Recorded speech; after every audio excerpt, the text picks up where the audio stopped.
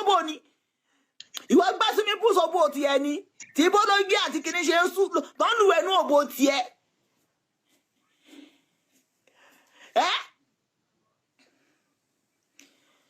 Ẹ jẹ́ lọ wo àwọn ọmọ yahoo tó lóyìn tó sọ yín di nǹkan àlòpàtì tẹ sọ́ra yín di dìgbòlugi lórí social media bọ́lọ́gì.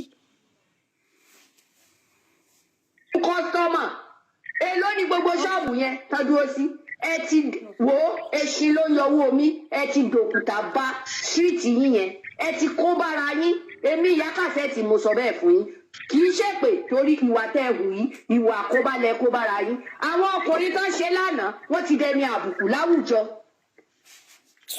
wọ́n ti dẹni àbùkù láwùjọ kọ́láwo tó wá gbé glory fẹ́ni tí wọ́n bàjẹ́ Lizzy ọ̀rọ̀ rẹ ti dayọ̀ ní 2024 èmi ni mo sọ bẹ́ẹ̀ dàdá ń didi ọ̀dẹ̀ ń datọ́ ọmọlábìrì nǹkan mi la rí mother of four. You know, sometimes when I just hear that girl voice, the way she speak, like ọmọ tó ṣe ń kọ́ lọ́rọ̀ pé tatata bàbá ń kọ́ oyoto ìyá ń kọ́ oyoto ìyá ń kọ́ oyodo pẹ̀lú àwọn bọ́lọ́gì táwọn bọ́lọ́gì bá tọ́ ọ̀bọ̀ ẹ̀ lóbò wọ́n ń fẹ́ wò bóyá òbò ẹ̀ yìí gan-an òbò tọkùnrin ṣe wọ̀ nìyẹn náà tó wáyé pé tòótọ́ lọ tọwọ́ ọ̀bọ̀ ẹ̀ lóbò èní kọ́lẹ̀ tí ń parọ́ mọ̀ yẹn kọ́lẹ̀ tí ń blackmail èèyàn ẹ̀ ti fẹ́ rán bọ́lọ́gì àbí bọ́lùgì ẹ̀ ti fẹ́ rán yẹn lẹ́wọ̀n ẹ̀ tó fẹ́ yọ rán bọ́lọ́gì àbí bọ́lùgì ẹ̀ tó fẹ́ rán yẹn lẹ́wọ̀n ó lágbára o ó ga o ẹ já play ìkan lára àwọn kíní tó send voice note. Hello gbogbo àgbáyé gbogbo ẹ̀yin ọmọ Nàìjíríà lórí ọ̀rọ̀ Lizzy Anjorin tí ó ń trend kákàkiri tí wọ́n ń send fídíò ẹ̀ kákàkiri nítorí ẹ̀ ni mo ṣe wá lọ́sàn-án yìí èpè ni mo wá ṣẹ́ o èpè because ẹni tó bá nírú ẹni ó gbọ́dọ̀ mọ yìí ẹni ẹni tó bá jẹ́ abiyamọ gidi abiyamọ tó tọ́ kò gbọ́dọ̀ gbàdúrà kí ayé ọmọlàkejì bàjẹ́ ẹ̀yin èèyàn ẹ̀ ká níyì o ẹ̀yin èèyàn ẹ̀ dájú o ẹ̀yin èèyàn ẹ̀ láàánú o abájọ tí Portable ní dájú pa hùwà ìkà má rẹ́rìn-ín kálá ẹ̀yin èèyàn ẹ̀ kálá gan o. bọ́lọ́gì ni bọ́lọ́gì. ẹ̀rù èèyàn bà mí o ẹ̀rù èèyàn ó bà mí o. àwọn bọ́lọ́gì. gist wèrè tó pé rẹ̀ ní gist lover you are not a gist lover you are not a gist. ó gbé jáde lórí péjì ẹ̀ pé Lizzy lọ jí góòdì.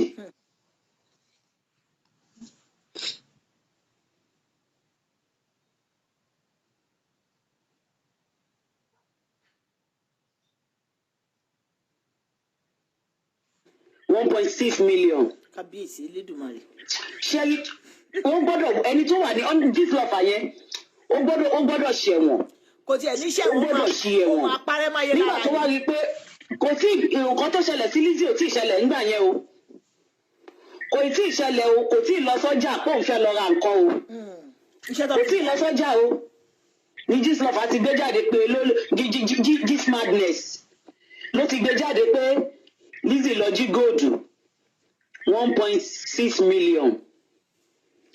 At the end of the day nígbà tó wá rí i pé wọ́n ní 91,000 tó wá di pé ní wọ́n ti 90 ó wá sáré delete ẹ̀ ó wá delete post ṣẹ́yìntàn ọ̀rọ̀ gist madness nìyẹn kékeré tiẹ̀ nìyẹn mi ò tiẹ̀ rí tìyẹn wò kékeré nìyẹn. ṣé rí ẹni tó lọ ra tó lọ rajà lọ́wọ́ ẹ̀ tó lọ ra nǹkan lọ́wọ́ ẹ̀ kí tiẹ̀ lórúkọ tó ń pe bọ̀bọ́ yẹn náà mi tiẹ̀ fẹ́ mọ́ Ọlọ́run tiẹ̀ ní jẹ́ kí n bá wọn mú orúkọ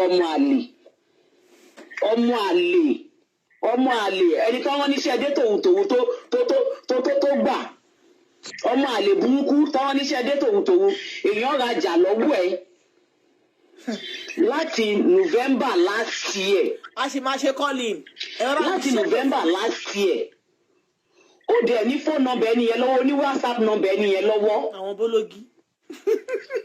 ó dẹ̀ rẹ́ni yẹn message láti November December January February this is the 4th month oṣù kẹrin 4th month la wà yìí This is the 4th month. Ẹni ẹ wá sọ́jà. Wíwá tó dẹ̀ tún wá sọ́jà. Ó tún rá farabalẹ̀ béèrè lọ́wọ́ kó tiẹ̀ wá jẹ́ pé lóòótọ́ kò tiẹ̀ wá wọlé ká tiẹ̀ wá sọ pé òótọ́ ló ń sọ owó yẹn wọlé. Sister, owó tẹ́lẹ̀ sẹ́ǹdì sí mi ńgbà yẹn kò wọlé o. Bóyá kẹ́ lọ print statement of account ti yín jáde. Kémi náà print sọ̀dọ̀ mi jáde ká fi wo ibi tówó yẹn hang sí. Owó yẹn wọlé o. House owó oní nọ́mbà ẹ̀ nìyí lọ́wọ́, oní WhatsApp nọ́mbà ẹ̀ lọ́wọ́. Kẹ́dẹ̀ jọ sọ láàrin ara yín. 91,000, just 91,000. 91,000 Lizzy tó ẹ pé ó lè ràwọ̀ fún ara ẹ̀. Ìwọ tó ló ń ta gold yẹn, Lizzy máa rà ẹ́ pa. 91,000. Ó wá pín sáàrin ọjà, láàrin ọjà wọ́n bẹ̀ sí ní pariwo lé, wọ́n bẹ̀ sí ní fídíò ẹ̀. Ta ni o mọ̀ pé set up ni nǹkan tẹ́ ẹ ṣe? Ta ni o mọ̀ pé set up ni? Àwọn ọmọ ọlọ́gùn. Ṣé pé gbogbo èèyàn ló ya wèrè bí tí ni? Ó pé gbogbo èèyàn ní olọ́pọlọ ni? Ṣé pé gbogbo èèyàn ní olókọpọlọ wọn ti kú bíi tiyín? Àti wọ́n àti àwọn tí wọ́n wọ ẹni iṣẹ́ dé tòwòtòwò tí wọ́n náà jẹ́. Bẹ́ẹ̀ bá bí ìgbà ọmọ láyé ẹ̀ ní jèrè kankan nù wọn. Ọṣẹ o. Àwọn tó wọ ẹni iṣẹ́ ibi. Tó wọ ẹni iṣẹ́ ìkà. Mo fàṣẹ sẹ́nu báyìí ni mo fi ń ṣépè fún yín o. Àṣẹ ni mo fi sẹ́nu. Àṣẹ ni mò ń tọ́ lábàá because ilé ayé ìyójú lásán ò ṣe é gbé. Pẹ̀lú wèrè lèèyàn gbọ́dọ̀ fi gbélé ayé. Pẹ̀lú wèrè ẹni tó bá máa gbélé ayé. Lizzy Anjorin náà ẹni tó bá máa jẹun gbọ́in ni ó gbọ́dọ̀ tilẹ̀kùn gbọ́in. Wèrè lèèyàn fi ń ṣe ilé ayé. Àṣẹ ni mo fi bá mu báyìí tí mo fi ń ṣépè fún yín. Tó bá jẹ́ pé set up ni lóòótọ́ gbogbo nǹkan tẹ̀ ṣe yìí. Tó jẹ́ pé set up ni àti ẹni tó rán yín níṣẹ́ àti èyí tẹ́ ẹ jíṣẹ́. Bẹ́ẹ̀ bá bí ìgbà ọmọ láyé. Mo tútù sọ bẹ́ẹ̀ bá. Ẹ̀yin èèyàn wa ẹ ti gbọ́ gbogbo nǹkan tí arábìnrin tí a mọ̀ sí ZEE Mama tí ó sọ nípa bí wọ́n ṣe ń búlì Lizzy Anjorin. Ẹ jẹ́ ká gbọ́ èyí tó kù. Bí ìgbà ọmọ láyé ẹ̀ ní jèrè kankan nínú wọn. Àṣẹ o. Gbogbo àwọn ọmọ yín wọ́n máa rìn lọ wọ́n máa rìn dànù ni. Because ẹni tó bá ti bí ọmọ tó dẹ̀ gbàdúrà pé ọjọ́ ọ̀la àwọn ọmọ òun kò dáa. Tó dẹ̀ ń gbàdúrà ìlọsíwájú fún àwọn ọmọ ẹ̀. Tó ń gbàdúrà pé òun fẹ́ ní ayọ̀ lórí ọmọ. Kò ní bà tọmọ ọlọ́mọ jẹ́. Àgbà tó rò fọ́ọ̀kà ni àwọn Yorùbá sọ wọ́n ní àgbà tó bá rò fọ́ọ̀kà. Òun gangan máa jẹ́ lájẹyọ ajẹ́ ń bẹ̀ kó tó lọ. Nígbà tó bá wá lọ tán àwọn ọmọ ìlú àwa bẹ̀rẹ̀ wọ́n á bẹ̀ sí ní jẹ́. Wọ́n máa jẹ́ lájẹyọ àti àjẹṣẹ́kù. Gbogbo ègún àti èpè tí mo lélẹ̀ yín lórí lẹ́nìí. Kò sí ẹni tó máa wẹ̀ kúrò lórí yín. Babaláwo kò ní lè bá yín wẹ̀. Oníṣọ́ọ̀ṣì kan ò ní lè bá yín wẹ̀. Àwọn Islamic kankan wọn ò ní lè bá yín wẹ̀. Ìran yẹn ègún yẹn ó ti bá àwọn ọmọ yín àti ìran díwọ̀n yín. Ègún àti èpè tí mo ṣẹ́ lẹ́nìí tí mo sọ lẹ́nìí àrọ̀ ti rọ̀ mọ́.